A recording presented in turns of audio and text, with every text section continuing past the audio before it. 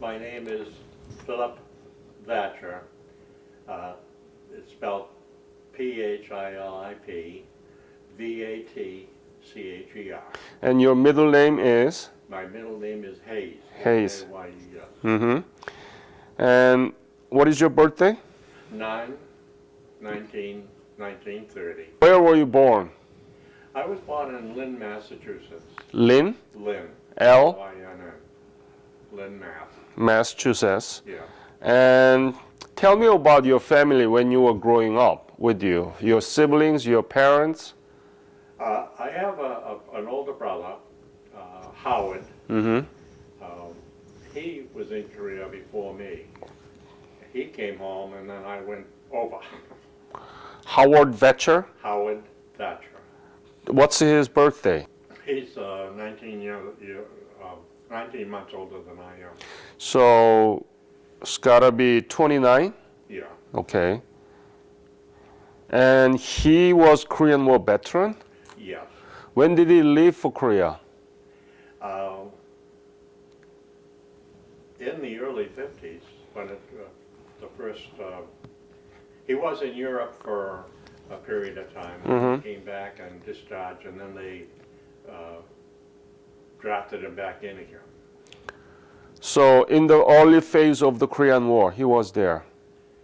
Yes. Yeah. In some of the major conflicts. Was he Army or? He was Army. Army. And what was his specialty? Do you know? He was a heavy machine gun operator. And do you know what battle that he participated? No, he's never really talked too much about it. You know, I'm kidding him now so that we do talk about it more. That was one of the things that I learned when I went to the Veterans Administration in Togus, Maine. The psychiatrist mentioned, he said, well, who are you talking to about what's happened to you? And I said, no one. He said, well, you should be talking. And that was one of his suggestions, is talking about it and getting it out in the open, and it kind of helps the situation. And I was very pleased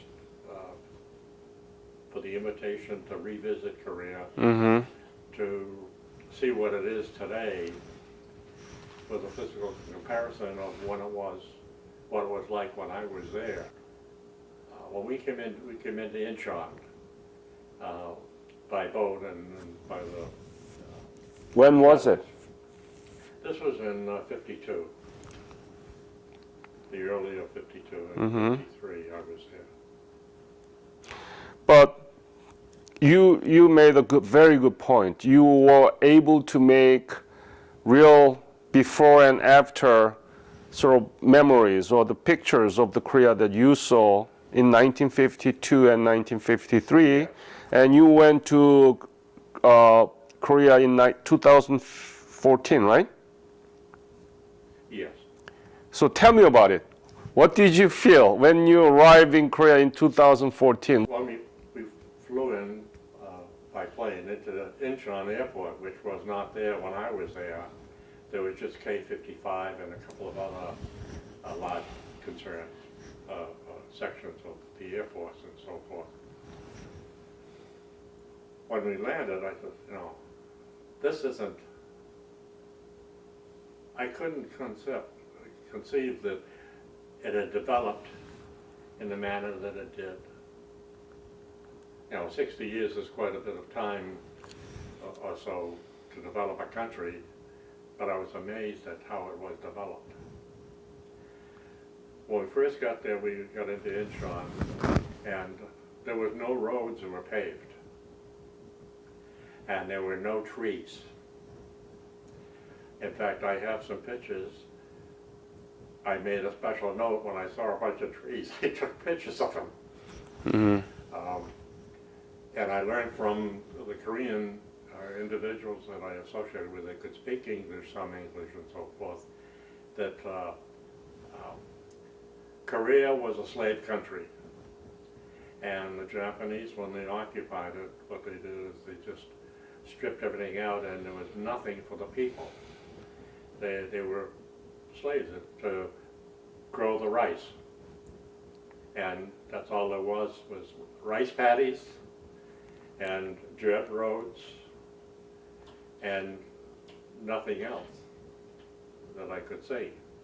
Which, well, we got on the bus and roads all the way into Seoul. I have a picture of the main road, which was only 5 miles long, from the Capitol building down the center of the roadway, and it was quite wide. It was like a 10-lane piece of asphalt. And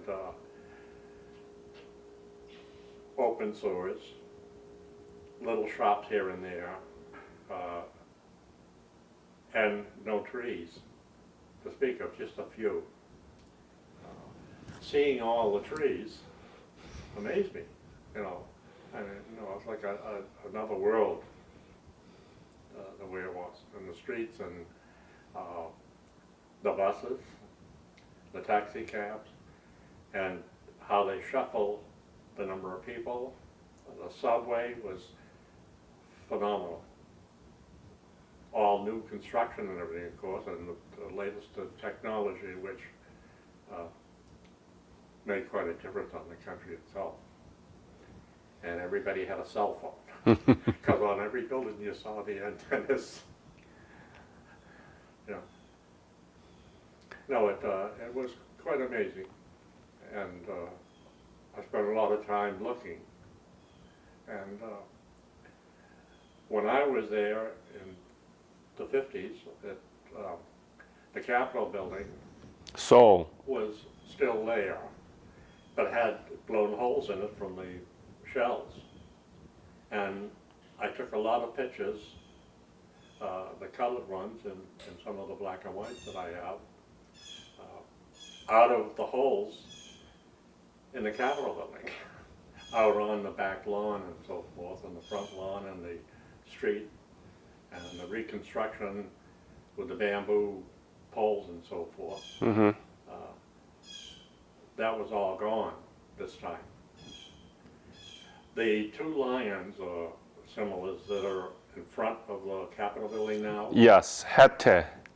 they were there, and I have pictures of them. Mm-hmm. That I took. Why I had the opportunity of taking pictures was being in communications. We are NCOIC of Communications, Air and Ground Liaison. We had the radio telephone, the crypto, all of the communications. And the landlines, we installed the carrier bay for the telephone networks from Eighth Army headquarters into the outstations and so forth. We run the lines, the communication lines, up the hill to the Panmunjom peace stocks.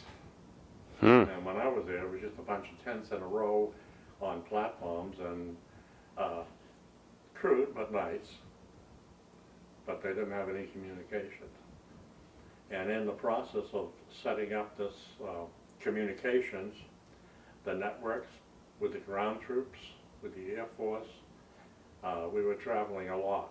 And in the process of being fortunate to travel, of course, I took pictures. Have you thought that Korea could come out like this? No, it really amazed me that what we did Uh-huh. helped you people. It made a new life for you, a new world. We had, there was 8 of us in the group that I was with, and we had charge of all the transmissions and so forth, communications. And we set up the systems for that. And just working with the people. We were working closely with the village people. I have a lot of pictures of the children. Very, you know, the clothing was limited because the people had nothing.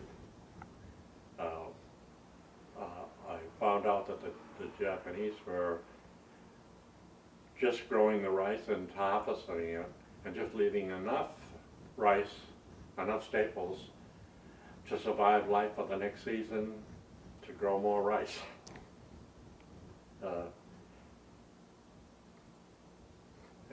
There was a lot of different things that worked with and on the communications and so forth, and taking photos every chance that I could. Were you proud of your service when you saw the Korea in 2014? Yes. It was worthwhile. Hard, but But did you know anything about Korea before you left Korea? now, No, at the time that you left for Korea. 1952, did you know where Korea was? Did you know about Korean history? not too much. There wasn't too much available in the States as far as historical background and so forth. I learned most of it from the people themselves There in Korea? in Korea. Oh. What is Their lifestyles, what they had for food, lodging, the construction of their buildings. As crude as they were fantastic. The technology was basic and simple, like the heating, the radiation in the floors. When they cooked their meals, it heated the floors to keep them warm during the night and in the winter. So it was, they were pretty good and simple with engineering. But I stayed with off and on when I spent time in the houses with them. Oh, And the thatched roofs that they had, there wasn't much as far as, in fact, they used to take the beer cans and strip them down and flatten them out and use it for shingling. mm-hmm. And everything was used. Everything was used, yes. You left Korea 1953, right? Yes. When you left Korea, when you about to leave Korea and to return your home, what were you thinking about the future of Korea? There was a period of time, this syndrome that the Afghanistans have, that come back and so forth, that's a different type of war, Yep. somewhat, but there's still, in dealing with it, you know, in the episodes that I went through while I was there, I thought about it, but I kind of put it in the back of my mind. Because when I came back, of course, I got married, I went into business, and it took most of my time and efforts just dealing with that. So I didn't think of it too much because it wasn't brought up too much in the society itself in the United States. In fact, we were ignored somewhat. You know, it was a hell of a war, but so I didn't, it was just the last few years. See, I'm 85 years old, and just my children, they all went to college and got good jobs, but they all had to move where the jobs were, the money was, and so forth, to make their lives and so forth. So I'm living in a big farmhouse all by myself, and then I got went to the VA, and that was when I got kind of an awakening and bringing out a lot of different things that happened. What made you rethink about your service and Korea? I've always thought of Korea, and I always wanted to go back there. After more and more things came out as far as the development of the country and so forth. Were you able to follow up with the Korean developments? Yes. How? Not completely. one of the things, see, I was a tool and die maker and a machinist. And that's when I went into business, was Quality Tool and Die Company was one of them. And in the process, of course, being in Korea, there was no industry. I have a picture, and I think it's in this grouping of pictures, of a lathe. An old-time lathe. So is this the machine that you mentioned before? Yes, it's the only piece of machinery Mm-hmm. for making anything And I found located in my travels. where was it? It was south of Seoul, South of Seoul. about 20 miles south of Seoul. Mm. In a little village, there was a few buildings there that were pretty well beat up, but in the process of, I happened to go in and see it, and it amazed me. And the fellow he was doing some work on it and so forth, and he'd love to have me come in. I spent, probably 3 hours there, and then I had to go on to another job. I've got one of your vehicles, What is it? a Kia. Kia. So you have Kia SUV. Yes, How do you like it? beautiful. Beautiful. It's very comfortable, very good driving. It handles on the road good. It has a few of the amenities as far as display air and so forth. And it's got power brakes, power steering, anti-lock brakes and so forth. It's amazing.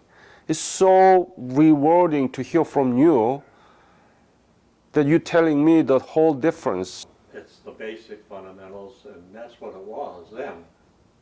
And then to see what it is today, it amazed me. The technology, of course, granted, we were supportive of it, the United States, and we had all this technology to give you people. Mm-hmm. And it amazed me. You picked it up and you took care of it, and your sewage, your electrical, your manufacturing. I was going to try to get down to Busan, the shipyards. Were you there at the time? Yes, I went down there when the makeshift docks, because I had to take the train down. And in the train, the cars, there was no windows. Oh. They were all full of holes, and there was no seats. So we had to sit on the floor of there was only a few of us that went down, but we had to get down and set up the telephone communications. That was the carrier systems, and they were only just standing units, and I think they carried or handled 10 lines, and each line would handle like 80 calls at a time. So it was quite a system setting it up. Let me ask this question again. When you left Korea in 1953, did you see any potential or kind of idea that Korea could come like this today? No, at the time No. I can't, Mm-hmm. because there was nothing there but the people. How was Korean people to you at the time? Fabulous. Why? I just took them for what they were. They were human beings. Mm-hmm. They were people. Of course, you always have, even though I couldn't understand Korean to a degree, but you can always have ways of communicating with them. And that's what I found was, we sponsored one of Kim, a lot of Kims, but this boy, he was going to school and because he needed the clothing and the books and so forth, and we took care of it for him. We got his uniform and so forth, and he used to come in and do odds and ends of helping with Cleaning. with a little compound that we had, and he was pretty good at picking up English. He wanted to get an education, and I have some pictures of the classes. I got involved with the Nazarene missionary, was there, and they had an orphanage, and it amazed me that at the orphanage there was almost 3,000 children. 3,000?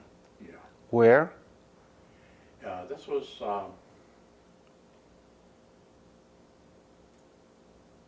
probably about 25 miles from Seoul down to the south. Maybe Anyang or Suwon. Yeah, I have a map that they gave us, you know, that, and I picked out spots. I said, well, hey, I was along here, and I was here, and here, and at the orphanage, it's like any country you go into. You know, you have your customs and traditions, your language and so forth, your education, a variety of things for your lifestyle, the same as the Americans did. Well, one of the things that I learned was the Korean didn't accept another race outside, so most of these children were GI babies. And if the orphanage didn't take it, then they just died because there was nothing there to sustain them. And, you know, I'm not criticizing the Koreans because they have their traditions and so forth and their ways of living. And, but I think it's changed, you know, that they do accept other races. Oh yeah.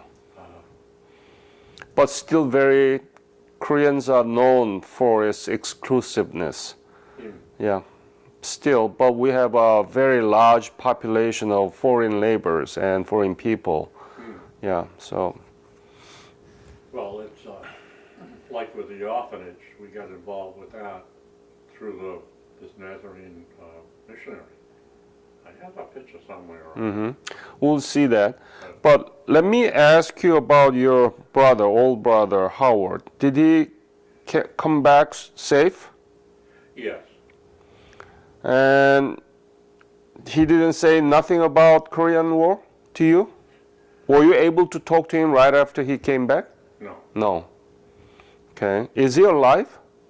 Is he alive? Oh, yeah. Where is he? He lives in Swampscott, Massachusetts. You have to introduce him to me so that I can interview him.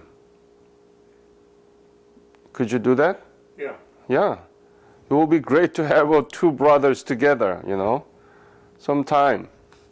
So let's go back to you. So you have one brother, Howard, and any other sibling?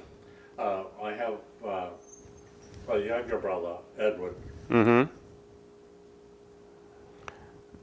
No sisters? No. Okay. And what were your parents doing at the time that you were growing up?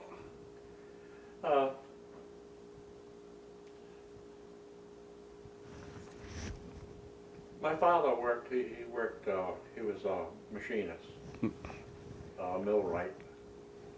And of course when the Second World War came, he was drafted, but he worked for the General Electric Company.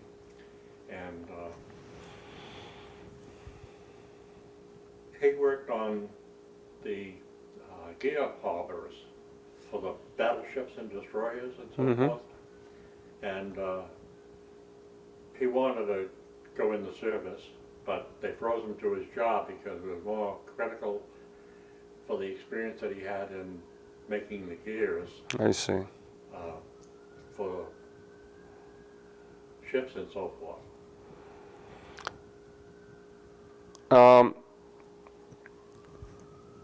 Tell me about the high school you graduated. I went to a vocational high school, Mm-hmm. the Lynn Vocational High School Mm-hmm. In Massachusetts. in Massachusetts, yeah, When did you graduate? in 1950. And what were you doing after the graduation? I was taking a machine shop course. That's why I was interested in building things. So you were engineer and machinist. Yeah. Mm-hmm. In fact,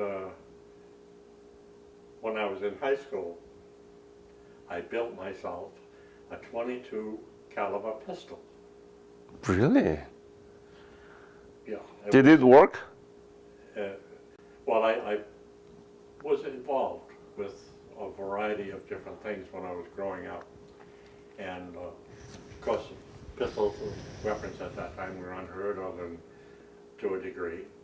And I like to go hunting. I like the woods because I used to travel with my friends by bicycle when doing trips up to New Hampshire, Vermont, Maine, and woods in Massachusetts and so forth. Ah. And So you made a pistol and did it work? it worked. Did you fire? Well, I took the barrel and bored it and made a receptacle, receptacle part of the back of it, and I made a bolt. So it was an automatic. And I took a rifle clip from a rifle which had 15 rounds of, would hold 15 rounds, and put it in the handle.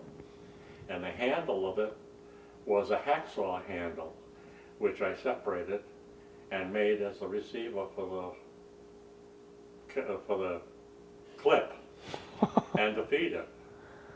And I took it up to the woods after I finished it and got it so it was working.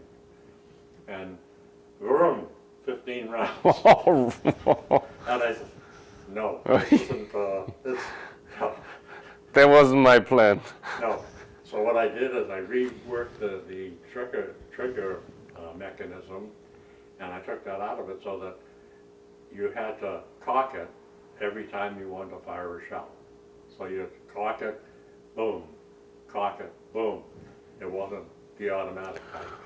It's amazing that the American culture really, all these things make it possible that even teenagers could make this kind of, Yeah. it's amazing. And our mental attitude then, being young and so forth, wasn't you're going to go out and shoot somebody or for protection or anything. It was just for the joy of it. Yeah. The fun of, well, we could set up a target or a bunch of bottles on a section and hey, who can hit them?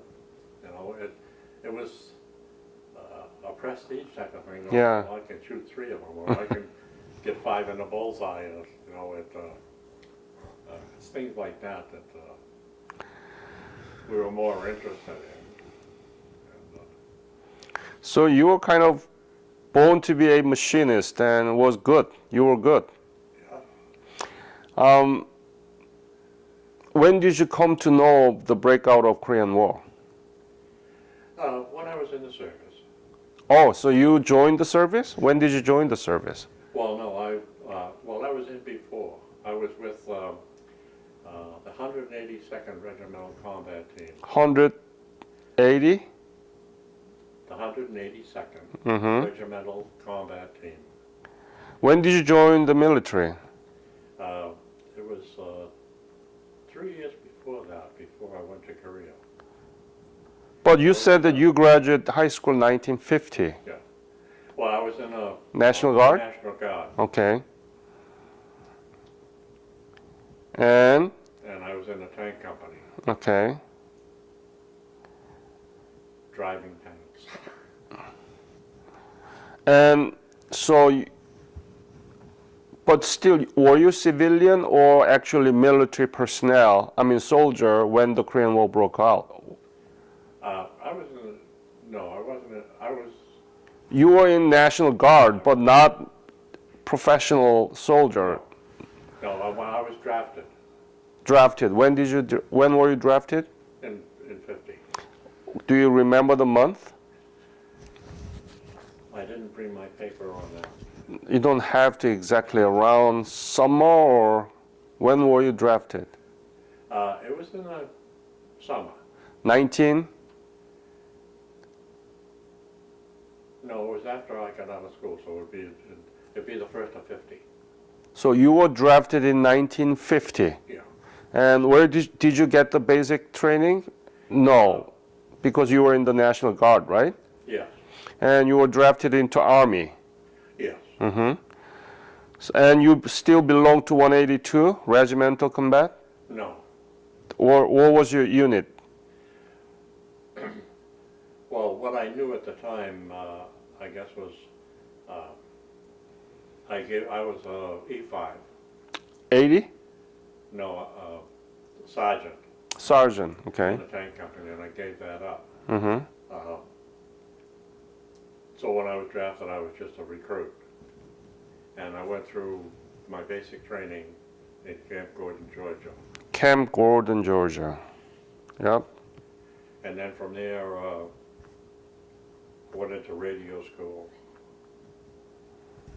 because I was working with ham radios and so forth at the time. Get involved with a lot of stuff. So did you kind of think that you could end up in Korea?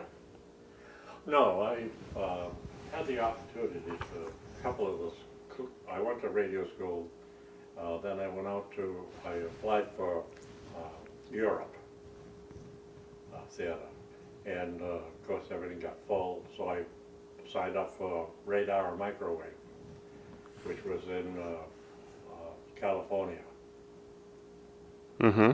and went to school there, and then went up to Fort Lewis, Washington. Mm. And then from there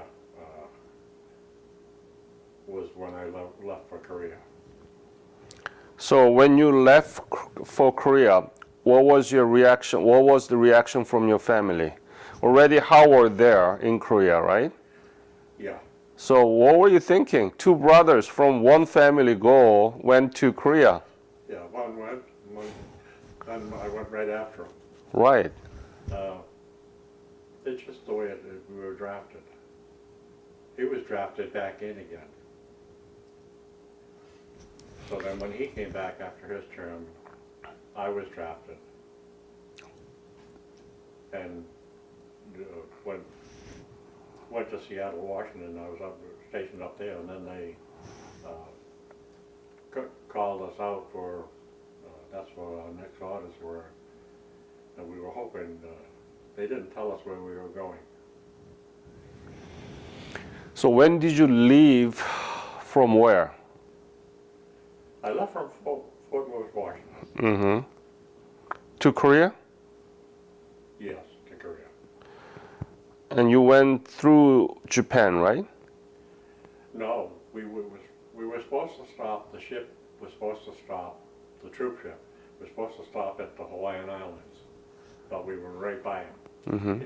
You could see the mountains. And we said, oh, well, next stop is Japan. And we pulled in, we were supposed to pull into Kyoto. It's a big port there. And no, went right around it to Incheon. Oh. And then when the tide was in, we hit it, of course you have to hit it at the tide because it's a 32-foot tide. And the mud flats were like 8 miles, if you're familiar with it, the flats. So they put you in those convoy carriers, or troop carriers, and we came into the docking area and disembarked at Incheon. And then from there, we went to a processing center, and then I went up to Seoul, 8th Army headquarters, and then was assigned to the Signal Corps, the 22nd Signal Battalion. Could you repeat that? The 22nd Signal Battalion. Signal. And where were you? That was just outside of Seoul, Just outside of the Seoul. yeah. And what was your main mission there? Well, I was there, but then I was stationed from the 22nd Signal Battalion. We were transported down to the transmitter sites and the receiving sites. Where? It was probably about 25 miles south, I see. one of the higher mountains areas. Tell me about your typical day. What did you do at the site, transmitter and receiver site? There was 8 of us at the transmitter site, Mm-hmm. and there was 6 at the receiver site. And what we did is coordinated headquarters, the higher echelons and command and so forth. We had to change frequencies so that at different times and different frequencies. So we were constantly, that was part of our job, was to run the antennas from telephone poles in the field. Mm-hmm. And after running the poles, we run the antennas, and we just swap antennas depending on which outfit it was going to or which frequency it was. So we had a variety of frequencies, and the antennas were made for a multitude of different frequencies. We had it all scheduled, and it was all logged in. We had the repair work of all. We do that at a time, and it would vary during the day. It was not always the same time. We'd get orders, come down like 8 o'clock in the morning, and then at 1 o'clock in the afternoon, we'd get it to change again. We'd have to convey that to the MPs, military police, so that they were in on the frequencies. We communicated with the Air Force for air and ground liaison type of situations. If the infantry needed support, the Air Force would take off with the planes and so forth and give them the support. So it was we had control of that, somewhat of making sure that the frequencies were available and the communication was intact and maintained. So can you say that the transmitter and receiver center site was the main communication hub during the Korean War in 1952? Yes. Hmm. If anything had happened, that would have been the first place they would have hit. Knockout communications. Mm-hmm. That's why we were so far from Seoul at the distance, and there was nothing around us as far as little villages or anything like that. It was very desolate. But enemy aircraft could target it, right? Yeah. Were there any dangerous episodes? I mean, did you stay there until you left Korea, or did you move around again, relocated, or? Well, I was there, but then we were out. We'd go into the Air Force to set up the communications for the MPs, the air police, on their bases and so forth. In Gimpo. Was it Gimpo, right? Yeah. Yeah. And we had our facilities there, but then we had to go out and check on things, working with other companies and so forth, and outfits and so forth, for communications. That's why we were traveling back and forth. And we had to travel from our site to Seoul. We took turns in the trucks and so forth, traveling. And of course, when we got involved with the orphanage, we used to bring back supplies for them because the soldiers, and they didn't care for powdered eggs, powdered potatoes, any of these. Mm-hmm. You know, so they always had leftovers. And gave it to the orphanage. And what they were doing was they were giving it to the farmers to feed their pigs. And we got together, Reedy and Wozleski and a few other friends. And I said, no, this is ridiculous. They're feeding it to the pigs, and these kids are starving to death. Mm. You know. So we used to pick it up, a lot of it, and bring it down to them. And they used to love it. We had a session on Halloween, and one of the boys said, oh gee, we should have a party, you know. And I said, yeah. So every time we'd go anywhere, we'd go to the PXs and go to the commissaries and so forth for supplies or whatever. Started buying up candy bars and bought all the candy bars we could get. We went to the USO, and they gave all their candy bars that they had at their outfit. And we had a 3/4 ton truck. And we went down to the orphanage and we had that thing almost half full.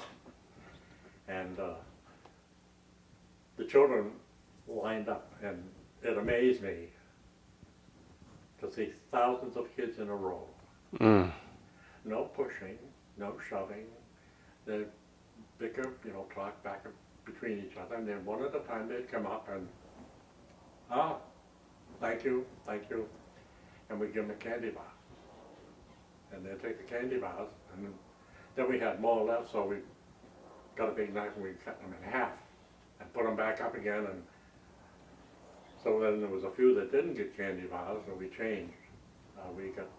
Told them, well, when we get some more, we'll see that you get them. And I walked through the barracks there a couple of times where the children were. And this was 3 months after. And I looked, and there's a piece of candy bar sticking out of their bedroll. So I asked them on the phone, I says, what's this? They stick a, oh, that's for special occasions. They really behaved, right? Yeah. I think that's the power and energy and the most valuable resources of Korea, because Korea doesn't have a drop of oil. You know, everything is in North Korea. The coals and gold and uraniums, everything concentrated in North Korea. South Korea, we don't have any natural resources, No. only people. Yeah. Very friendly people. All of the people that we went by or we stopped, they'd all get together and we'd take a picture of them. And they loved to have their picture taken. I stopped at one house, and the mother, no picture. She goes in the little hut that she had there, and so one of the fellows there said, no, you wait. So I'm waiting, and she went in and she changed her clothes, and she put on this nice looking blouse and little kimono jacket she had, and her shoes and everything, because they were all barefoot. And she come out and she's, now you take my picture. Very nice. But it's things like this which impress me, and you know, a lot of the other GIs, I took my pictures when I went to the revisit, and we'd sit and have breakfast with a couple of others, and I'd pull out the pictures and, hey, they never saw any of this because they're in a foxhole or on a truck, right. or in Yep. a compound or a little section on a howitzer or whatever, Mm-hmm. and they didn't move around, so they didn't see. They didn't get what I was getting, seeing, and photographing. Were there any dangerous moments during your service in Korea? Yeah. Tell me about it, please. There was one that's, I always slept, we had at a compound that we had, the 8 of us. When I went down there, well no, it was before we went down, we were in Quonset huts. And I always slept in the corner outside. And this particular time, one of the other fellows that was up at in the camp there, and he was, oh, I want this. So he, in a sleeping bag and so forth. Well, I get up in the morning and we get up and get ready for work and so forth and eat and so forth. And I kicked him on the leg, you know, he didn't move. And what happened was, finally one of the other fellows went over and he unzipped it and he was dead.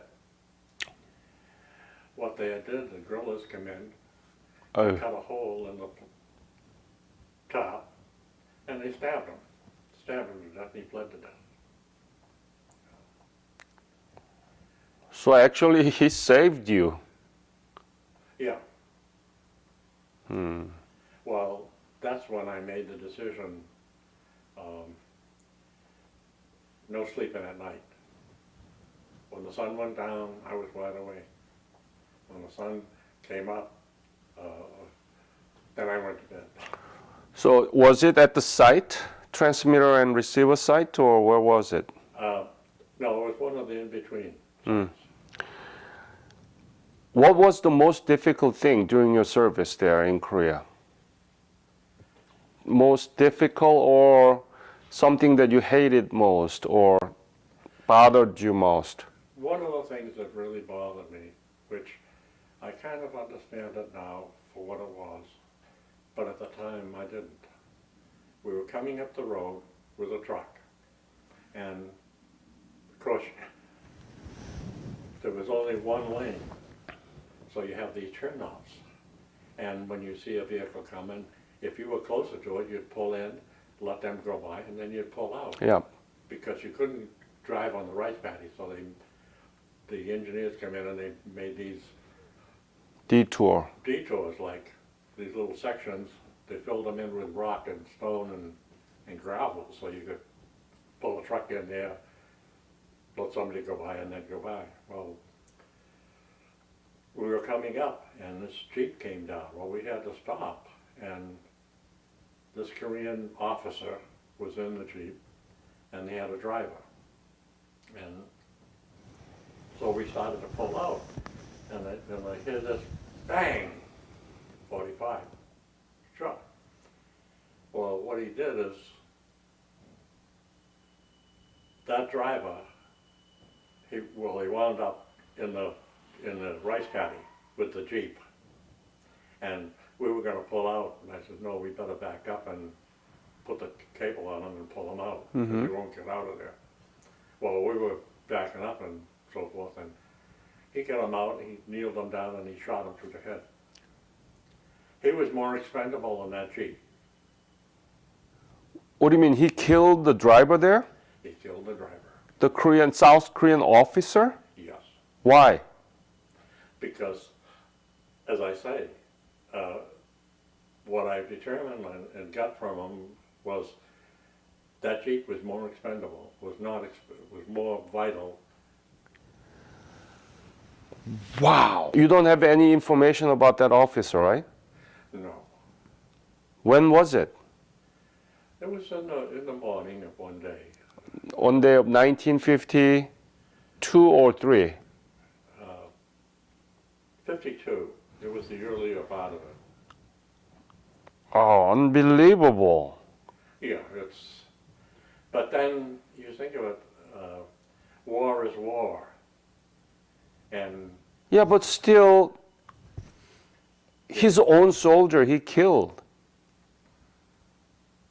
Did you write letters back to your family? I wrote a few. I never put any of that. Did you write your brother Howard? No, I didn't. No. No. You don't keep that letter at all, right?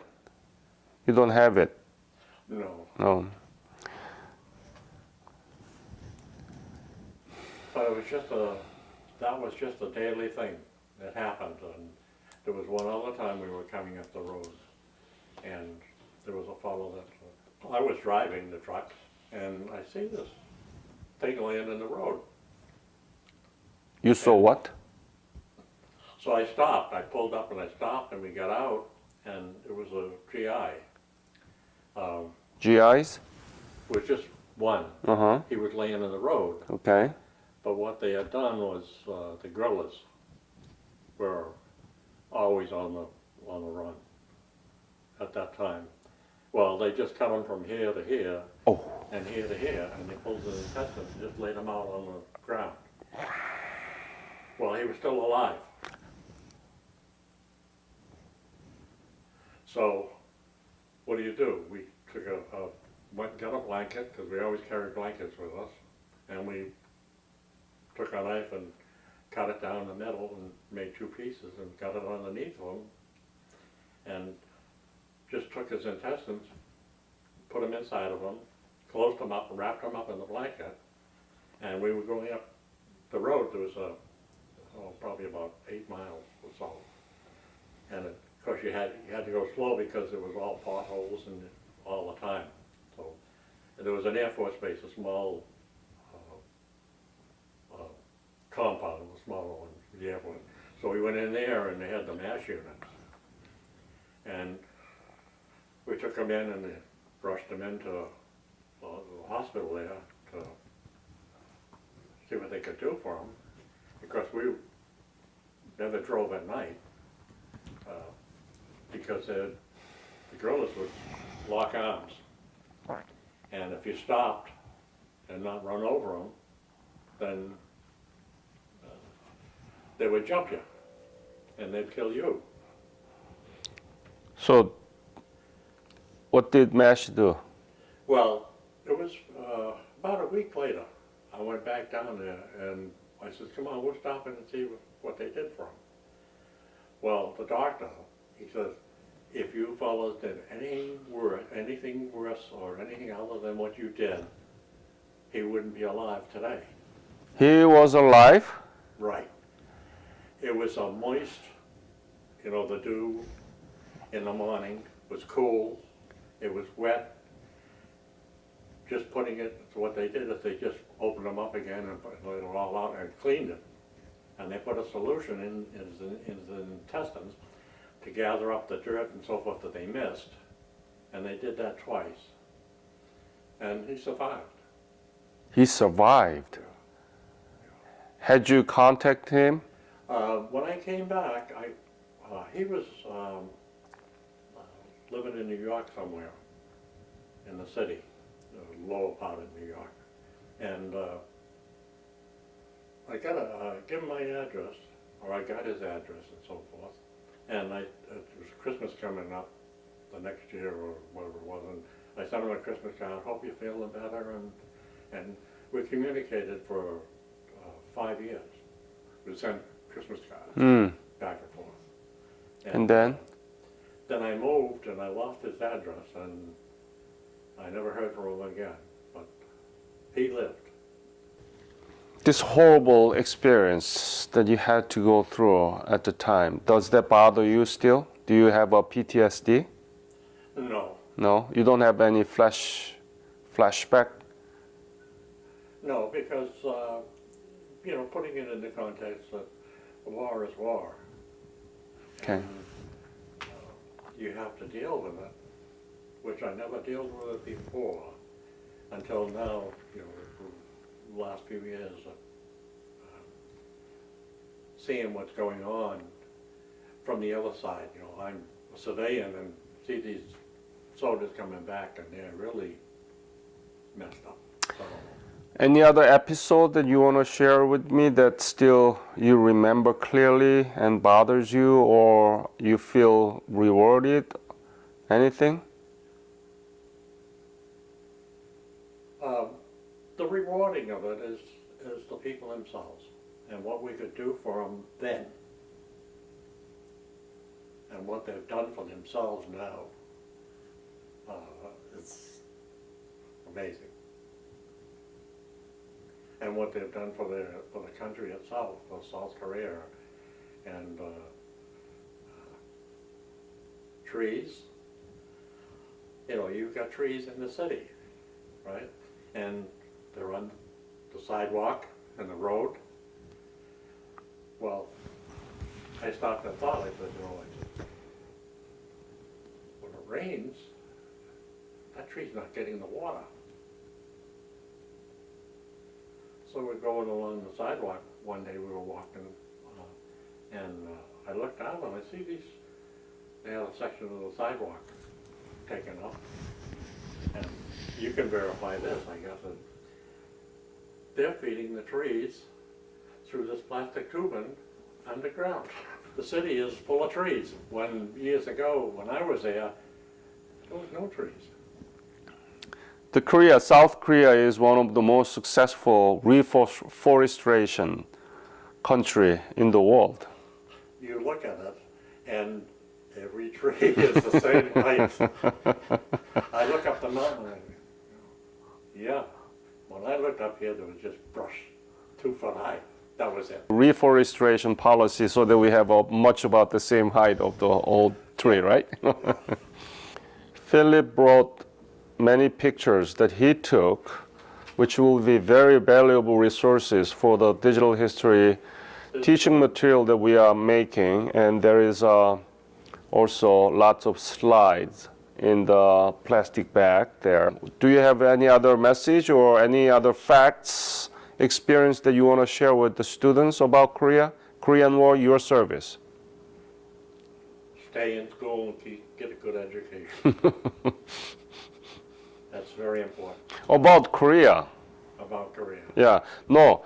The Korean children, you know, that they didn't have the opportunity when I was there. There was only a few that could attend school. I mean, they didn't have the clothing to wear, and the uniforms to wear, and so forth. And they didn't have the books, so teachers were limited. So there was only a few, but today it's the training and educational programs you have are wonderful. So that is your message to our American kids in the school? Yes. What would you say more veteran experience in the Korean War to the American kids?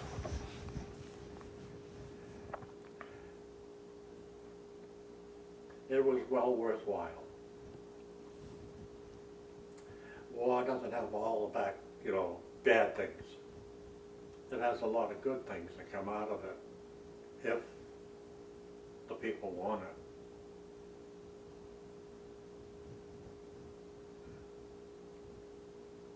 it. U.S. has involved in many wars even after the Korean War. I met a young man, I think he's late 20s, in his 20s, and he was there in Afghanistan from 2008 to 10. He came back and he had to have 19 different medicines for his mostly mental and psychological issues. But he has a service dog, and he reduced the total pill to 2 a day, from 19 to 2. So that service dog was an angel to him, and it was an amazing experience to talk to him and see what this service dog can do a human being. And there are many other veterans who suffer from all those bad memories. Yeah. What would you say to those veterans? I'm with the VA now, and there's a few that I've talked with. And I'll sit down and spend an hour or so with them, and we'll talk about it. And I'll explain to them, what I went through somewhat, and was it worthwhile? Yes, it was worthwhile. And trying to get them to get the message of it, well, it was as bad, but it was worthwhile for the majority of the people. As you told me, you didn't know much about Korea when you left for Korea in 1950. Now you've been back to Korea in 2014, and now you are doing interview with me, going through all the pictures that you took. What is Korea to you now? It's a good, friendly, lovable country. Knowing what I know, I would do it again.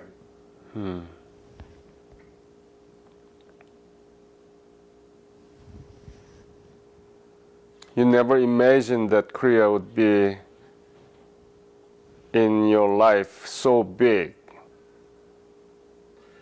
Right. That it had such an influence. The little bit that I did became so big. So big. You planted a seed, small seed, and now it becomes full-grown trees.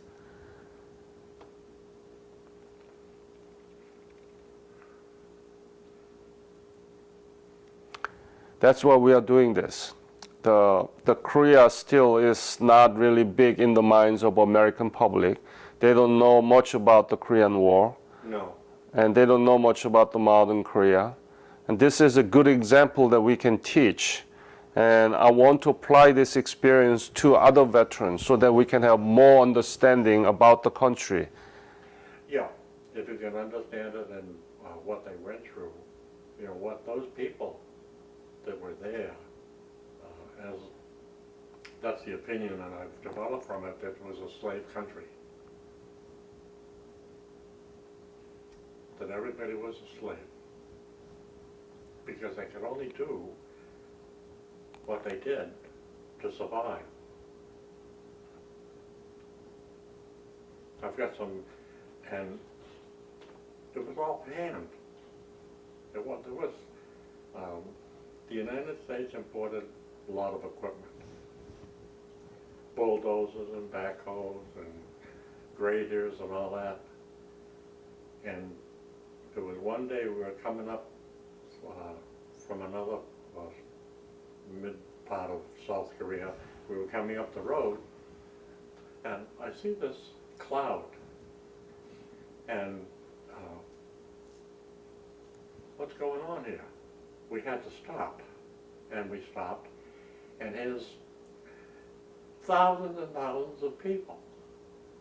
And they got mallets, they got hammers, and the ones with the buckets on the A-frames and so forth. They were paving the road, this big highway that goes up through the center of South Seoul there. And they're on their hands and knees.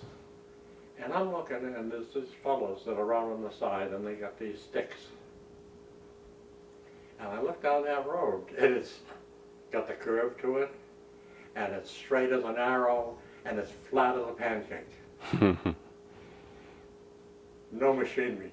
So then I said, well, you know, why? When we had a depot, in fact, at our compound, we didn't have a shower. So I went to this depot of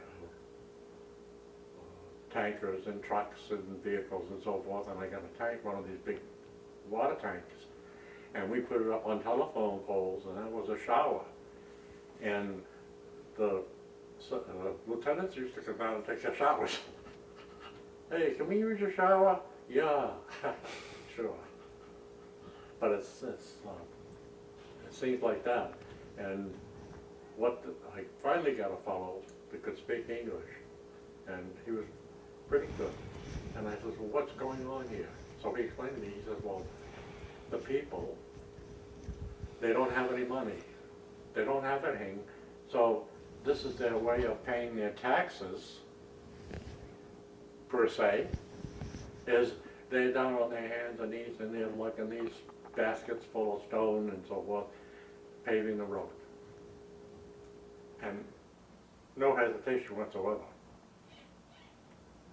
Everybody wanted to put their 2 cents worth in. And they went on for miles doing this. Philip, thank you so much again for your time. and your willingness to come down here to share your story, and also many wonderful memorabilia. Thank you very much again. Thank you. It's my privilege.